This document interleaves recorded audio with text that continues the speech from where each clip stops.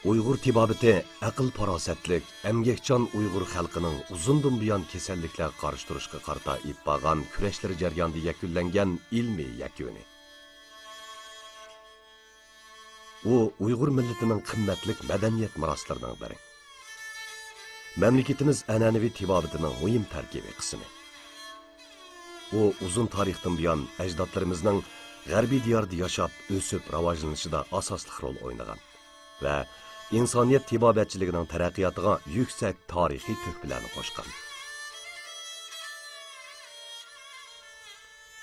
Uyg'ur tibobatchiligi hozirmo Xinjiangdagi har millat xalqining kasalliklarni davolash, sog'liqni saqlashdagi muhim tibbiy boyligi bo'lib kelmoqda.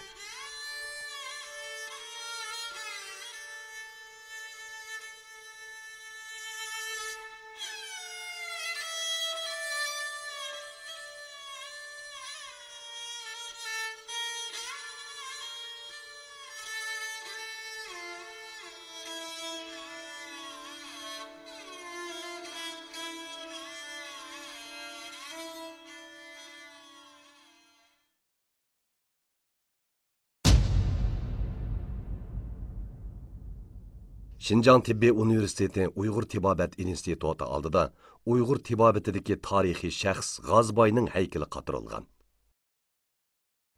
U Uyg'ur tibobatiga asos solg'uvchi mashhur zot.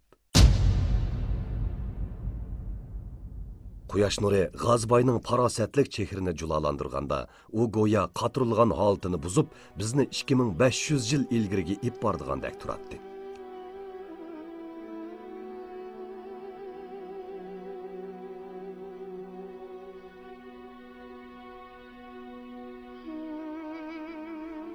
Uyg'ur tibobat tarixida xotiranishicha, G'azboy milodidan burungi 4-asrda Tarim vodisidagi qadimiy Xotan diyorida yashab o'tgan dangliq Uyg'ur tibobat olimi.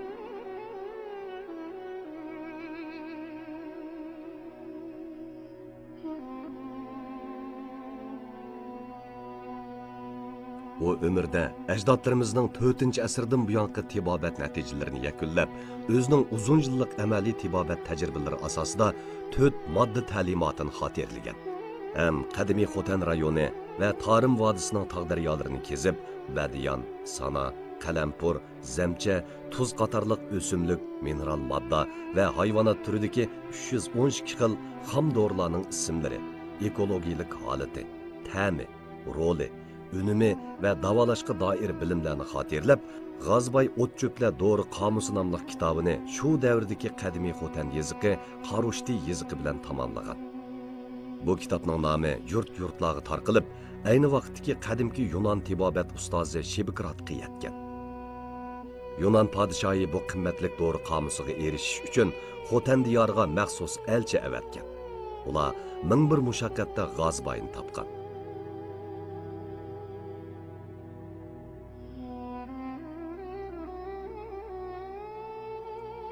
Yunan podshohi maktubida G'azboy O'tcho'plar Dori qomusi uchun Xotan rayoniga tibobat ilm ma'rifat saroyi Oqsaroyni sep berishga, kitobining tarjima xizmatlari uchun G'azboyning o'g'li Bariyning kelishini, uningga Yunan malikasini yotliq qildiganligiga va'da bergan. Hamda tibobat ilmi jihatda o'zaro zish aloqa bog'lashni umid qilgan. Bugunga qadar G'azboyning yurti Xotan diyori Uyg'ur tibobatining muhim makonlaridan biri. Xotanning Qarqash noyisida Oqsaroy nomi bilan atalgan yezisi hozirgacha saqlanib kelmoqda. Uyg'ur tibobatining asosini solg'uvchi G'azboy 120 yillik umrda keyingilar uchun qimmatli tibobat mirosini qoldirib, Uyg'ur tibobat tarixida mangulik obida bo'ldi.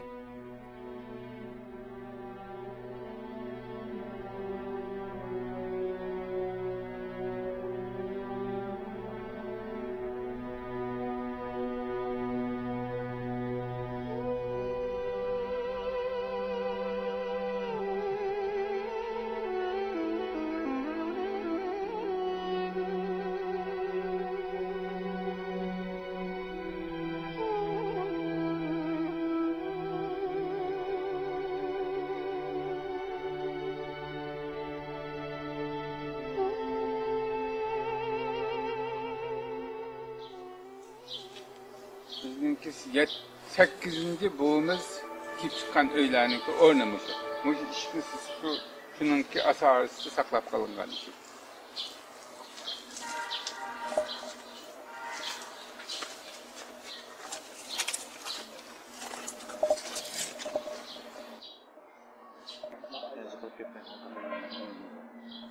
Bu öyünü bu 60 yıl sarkan şunda bolsun hem de şu konu öyünün urulluğu seningan öylendi.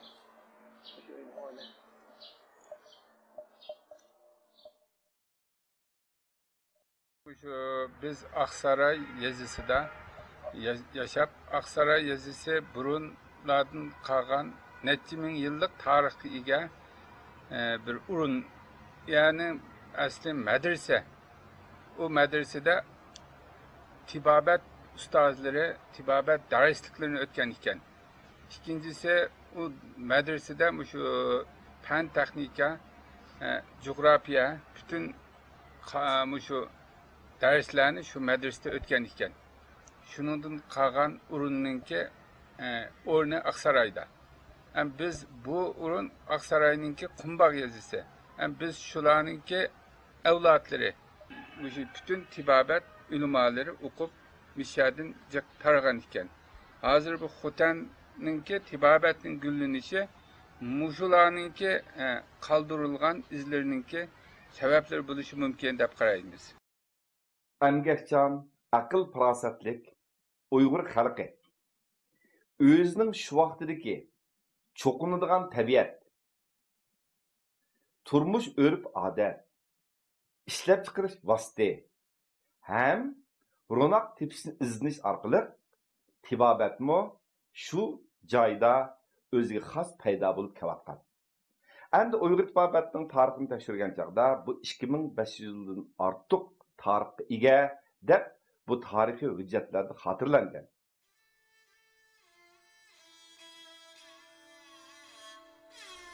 Uyghur tibobatchiligining uzun tarixiy taraqqiyot jarayonida nurg'un arxeologik manbalari bugungacha saqlanib kelgan.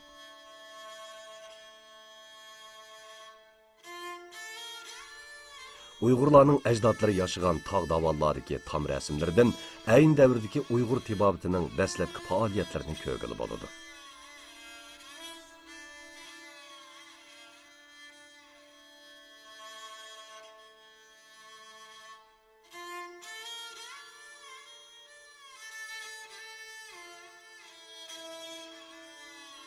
Qadimki zamondagi Uyg'ur ajdodlari uzoq muddatlik turmush amaliyoti jarayonida tabiat dunyosidagi shay'i va hodisalarga bo'lgan tushunchalarni yakunlab, koinotning o't, havo, suv, tuproqdan iborat 4 cho'ng moddadan tuzilganligini hamda tabiat dunyosidagi har qanday hayotlikning 4 cho'ng moddaning ziddiyati natijasida taraqqiy qilganligi, insonlarning ularning doimlik ta'sirida bo'lganligi, ularsiz hayotlikning mavjud bo'lmaydiganligini bayqagan.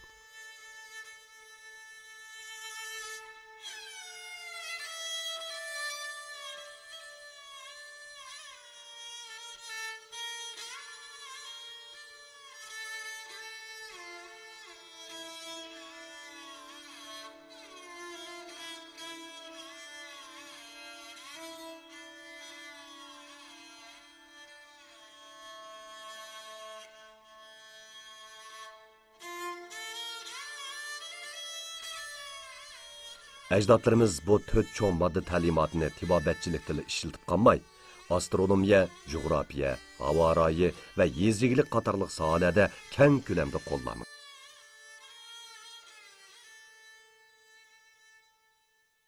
Xinjiang qadimdan tortib mashhur Ipak yo'li deb butun dunyo e'tirof qilgan joy. Endi bu Uyg'ur tibobatchilik da'vatgarlik ilmi shu jarayonda Sharq va G'arbning madaniyatini, meditsinasini, da'vatgarlik ilmini mush Ipak yo'li orqali o'ziga ularning ortiqchiligini qabul qilgan, ham biriktirgan, ham o'zini davomliq to'liqlab sistemlashgan.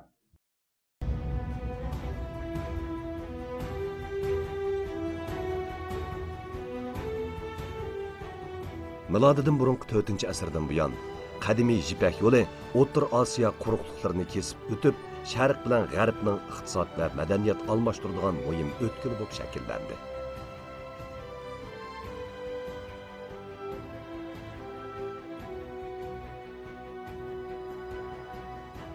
İpək yolu savdo iqtisodining taraqqiy qilishiga ergishib, Şərq bilan Ғərbning madaniyat javharlari O'rta Osiyo kindigi bo'lgan Şinjongda mujassamlandi.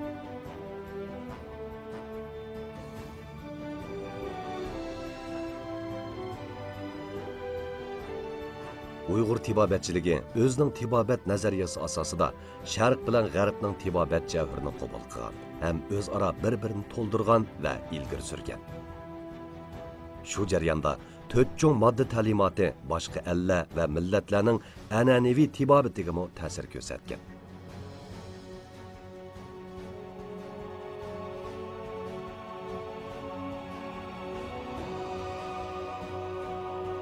Filmda arxeolog Misrning piramidasida butkul olam va tabiatning o't, havo, suv, tuproqdan iborat 4 cho'ng moddadan tuzilgan qadimiy sirni topadi.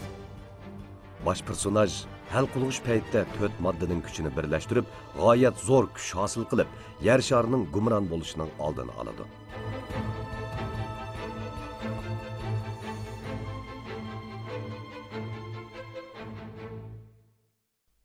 Bu filmdagi voqelik qadimiy Yunon faylasufi Platonning olam falsafa nazariyasi va Yunon tibbiy olimi Shibikratning modda tuzilishdagi 4 modda nazariyasini manba qilgan. 4 modda ta'limoti Uyg'ur xalqining qadimiy olam qarashi va falsafa ideyasi Uyg'ur tibobatida 4 arkon ta'limoti deb ataladi. U Uyg'ur tibobatining asos nazariyasi bo'lib, bu 4 xil moddaning xususiyatini inchik tadqiq qilgan va tushuntirgan. Birinchi modda o't, ya'ni quyosh. O'tning vazni mutlaq yengil bo'lg'achqa doim yuqori o'rlaydi. Bu issiq, shalong, eng yengil modda bo'lib hisoblanadi. O't, ya'ni quyosh 4 fasl va kech kunduzlarda yer sharining o'xshamagan joylariga muvofiq issiqlik yetkazib turadi.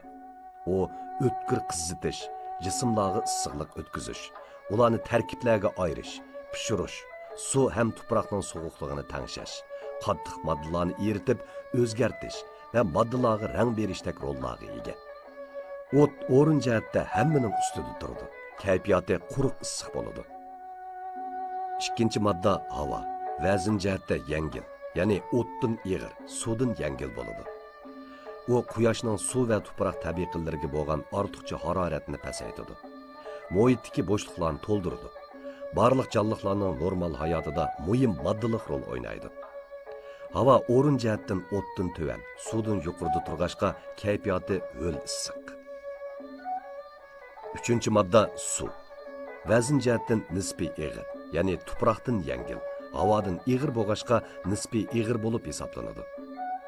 U dunyodagi hayvonot va o'simliklarning hayotlik faoliyati uchun kerakli bo'lgan oziqlik moddalarni tegishli o'ringa yetkazib berish, suyuldirish, o'tning issiqlik narsalarning ta'siridan parchalanib, buzilib ketishidan saqlash, jonliqlarning modda almish jarayonida paydo bo'lgan keraksiz moddalarni har xil yo'llar bilan iqitib sirtqa chiqarishda xizmatlarga qatnashadi. Suv o'rin jihatdan tuproqning ustida turadi. Kayfiyati ho'l sovuq. 4-chi modda tuproq. Vazn jihatda mutlaq ig'ir jism bo'lib, quyoshning isitish, suvning biriktirish va parchalash ta'siriga uchrab turadi. U tabiat dunyosidagi barliq jonliq va jonsiz shaylarning shakl sifatini saqlab turish bilan birga, ularga bo'lgan suvning ortiqcha issiqligini tangshash, barliq jonliqlarga zarur bo'lgan oziqliklarni yetarli miqdorda saqlash va ba'zi narsalarni parchalash, pishiqlash roliga ega. Tuproq o'rin jihatda hammaning ostida turadi. Kayfiyati quruq sovuq. 4 cho'ng modda bir-biriga qarama-qarshi hamda bir-birini taqozo qiladi. Ular garchi jismi, xususiyati, kayfiyati jihatda bir-biriga o'xshamasimi, lekin biri bo'lmasa, yana biri o'z roli va xizmatini to'liq joriy qildira olmaydi.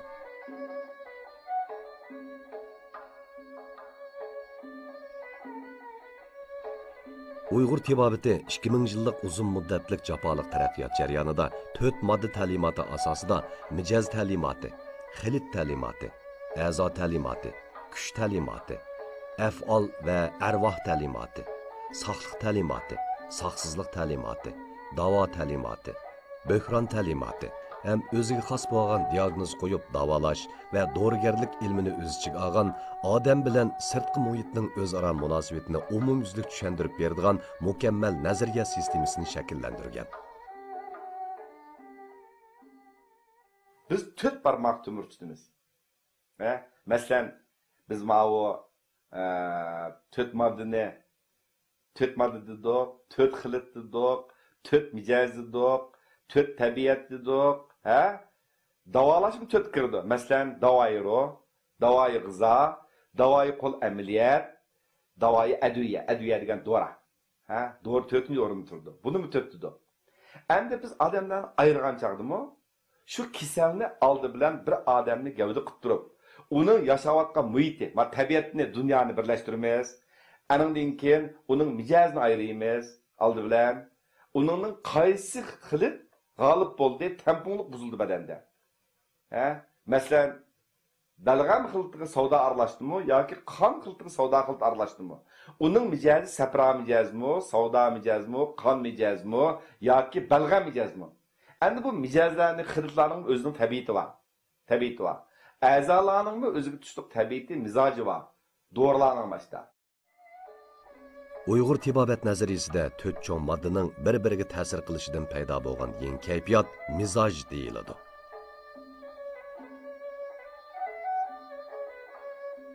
Tabiat dunyosidagi barliq jonliq mavjudotlarning o'ziga xos mizoji bo'ladi. İnsanlarning rangi ro'yi, qaddi qomati, xulq mijozi, odati, psixologiyalik holati qatorliqlar aloqador tipik farqlarning eng asosiy qismi.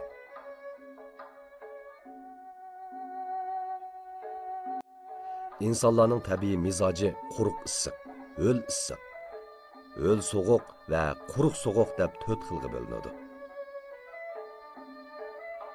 Odatda quruq issiq mizoj kishilar ko'z iq sog'ushroq, ig'iz ta'mi ochiq, tili qurg'oq, badanlari qizziq, soğuk havoda yurish va soğuk yemek ichmaklarni iste'mol qilishni xohlaydigan bo'ladi. Ho'l issiq mizoj kishilarning alomatlari. Chiroyi nurliq qizil bo'ladi. Ig'izi tatliq, xushfe'l, ochiq, aql va fikr qobiliyati yaxshi bo'ladi. Ho'l soğuk mizoj kishilarning alomatlari. Bu xil kishilarning rangi oq, suzuk, ig'ir besiq, beg'am, har qanday ishga oson ta'sirlanmaydigan keladi. Quruq so'g' mizoj kishilarning alomatlari. Uyqusi oz, xiyolparast, qo'rqinchoq, xiyoliy hissiyoti kuchliroq. Salbiy fikrlarga ham ro'yi azob chekishga moyilroq keladi.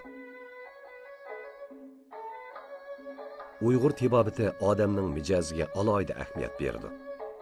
Odam o'zining tabiati va mijozini uqsa, kundalik turmushi va yemak ichmagini muvofiq o'rinlashtira oladi. Shundala sog'lom bo'lib, uzun umr ko'rgili bo'ladi deb qaraydi. Xilitlar insonlarning oziqlik moddalarni iste'mol qilishidan, vujudida hayotlik boshlangandan tortib oxirlashganga qadar tabiiy holda paydo bo'lib turadigan murakkab suyuqlik. Xilitlar badanning hayotlik faoliyati jarayonida uzluksiz sarf qilinib, yangidan ishlanib, to'liqlanib va o'z tamponligini saqlab turadi. Ularning sifat jihatda normal holatda turishi odam sog'lomligining muhim sharti. Ama şu 4 xilit ta'limoti, bu 4 xilit ta'limotiga udulash masalasi. Masalan, sapro savdo balg'am qon deymiz, bu 4 xilit shu tampon turalsa, dilla tampon turalsa shu odam bijirim saqlaymiz.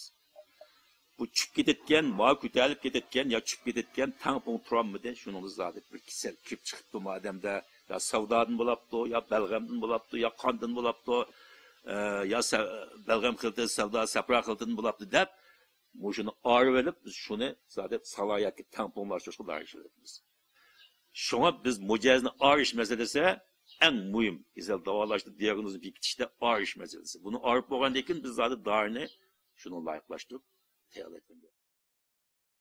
Uyg'ur tibobatimiz bu kasallarga bo'lgan ko'z qarashi Kesel bo'lgan ko'z qarashi, odam bo'lgan ko'z qarashi, yana bir jihatdan shu butun saqlashga bo'lgan ko'z qarashi o'zini alohida yeri bo'lgandan keyin kasal saqlayotgan ham bir jihatda bemorlarniki, harmlar xalqiniki qarshi erishayotgan bo'lgandan keyin shu meningcha bo'lsa, buningki birdan bir saqlab kelgani masala bir şeyim deyman. Hozir ham demaydiganim saqlanib qolgan mushkundilar mush ishlayotgan bo'lgandan keyin bu his qilmaskanki Mo'jizatda biz fan deb o'ylaymiz. Fan bo'lganki, buni ilmiy asosi bor. Biz qizib chiqolmagan, ham chiqsak bo'ldigan, bu yerda ham jiq endi bir bilimlar bor ekan, bular tushuntirish bor ekan, fanki asosi bor ekan, eng bir jihatda qiziydigan yangi bir narsalarimiz chiqqan buning ichida. Shuning uchun men deyman, buniki foyda qilayotgandikilar shuning uchun saqlanib kelyotadi deb o'ylayman.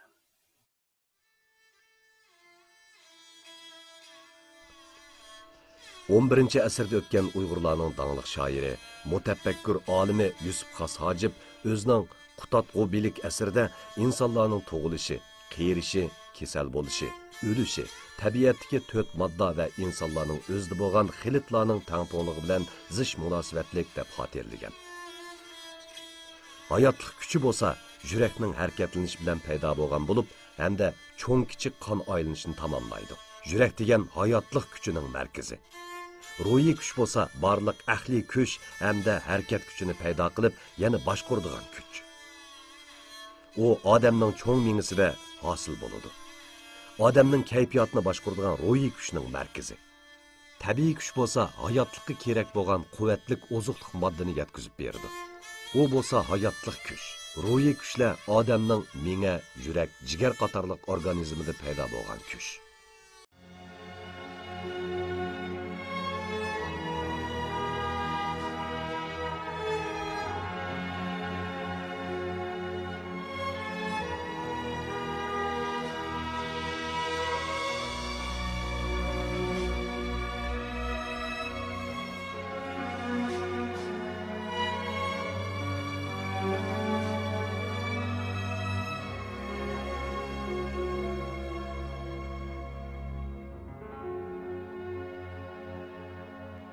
Bizning shu mashhur tiyib ustozlarimiz, ajdodlarimiz bizga shundoq bol boylikni qo'yib ketibdi. Endi gap bir tiyib bo'lish uchun cho'qim cho'nqur o'rganish kerak. Astoydil o'ylanish kerak. Yangilikni qabul qilish kerak. Bu yangilik yaratish bir millatning ro'yi. Shuning uchun Uyg'ur tibobatni nuqul bir kasal ko'radigan tajriba deb qaramas kerak. Bu bir o'chmas meditsina. Hem bununki mayli sharqniki biz ta'sir qilgan bo'lsin yoki biz ular ta'sir qilgan bo'lsin, ham hozir saqlanib kelayotgan narsa, sistemda saqlanib kelayotgan narsa Uyg'ur tibobati. Hem qolganlar u mayli arab tibobati deymiz yoki bilak tibobati deymiz, ular degan bilan ularni saqlab yo'qda. Nazariyasi yo'qda. Hozir ham nasab tugadi u. Hem ular qo'lmaydi. Bunga mening o'zimdagi ko'z qarshi bizning mujtahid hukumatimiz bo'lgandan keyin biz saqlab qoldik. Biz taraqqiyotimiz. Biz ishlatyapmiz, mushtin biz boyityapmiz-da bunda. Shuning uchun Uyg'ur tibobati meningcha bo'lsa bu hamda bir ulug' bir fan.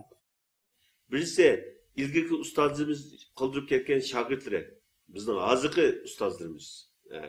İkincisi ular yozib qoldirgan asarlar bizning hozirgi zamonaviy Uyg'ur tibobat muarifini shakllanishga asos solgan.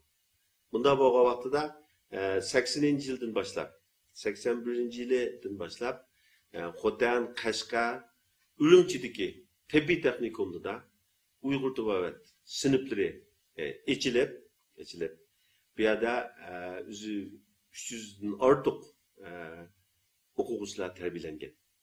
Uyg'ur tibobat fakulteti endi bizning 2006-yildan boshlab o'qish qabul qilgan o'tgan yili institutlar qurildi endi. 2006-yildan boshlab o'qish qabul qilganda hozir bo'lgan o'quvchining soni ham 300 ga o'quvchi bor bizniki. Bu endi Uyg'ur tibobatinki dastlab qadam ichilgan to'liq kurs o'quvchilarda bu. Yani bu balniki o'rganish tarbiyalash planida buning ichida Uyg'ur tibobatlar o'rganib qolmasdan hamda hozir zamon tibobatini o'rgandi bular. Uyg'ur tibobatga moyir, g'arb tibobatini moyir mishlab ballarni tarbiyalab chiqish maqsadida. Komptik joylarni qo'yib, barchasininki kasal davolash jihatiki o'zining alohida olib turib, kasalni texnik yaxshi davolash, xalqning salomatligi uchun xizmat qilish uchun Müştü maksat kılıp hem de derslikte şu plan asasen tuzgan. Abdun rayonluq xalq hökumətininki təsdiqi bilan 1984 yılı resmi qurulğan. 1987 yılı resmi oquvchi qabul qilishga başlagan. 1989 yılı Davlatlik Ma'rif Ministerligi tarafidan resmi tasdiq hujjat tushirilib angelingan. Shundan buyon maktabimiz Uyghur tibbiyotchilik va dorigarlik izbosarlarini tarbiyalash yo'lida tibbiy ma'rif xizmatini boshlayapti. Maktab qurilib hozirgacha tarbiyalagan o'quvchimizning soni 5200 dan oshadi. Uyg'ur tibbiyot izbosarlarini tarbiyalab, uning ilm-fan o'rnini ruslab, kelgusini ko'ra oladigan bir nuqta nazar bo'lish kerak ekan deb qaradim. Yeni Jongo qurilgandan buyon partiya va hukumatning ahamiyat berishi va to'g'ri yetakchiligida Uyg'ur tibbiyoti va dorigarligi davlatimiz tibbiyobatchilik g'azinasidagi chaqnab turgan go'harga aylanib, bo'sish xarakterlik taraqqiyotga erishdi.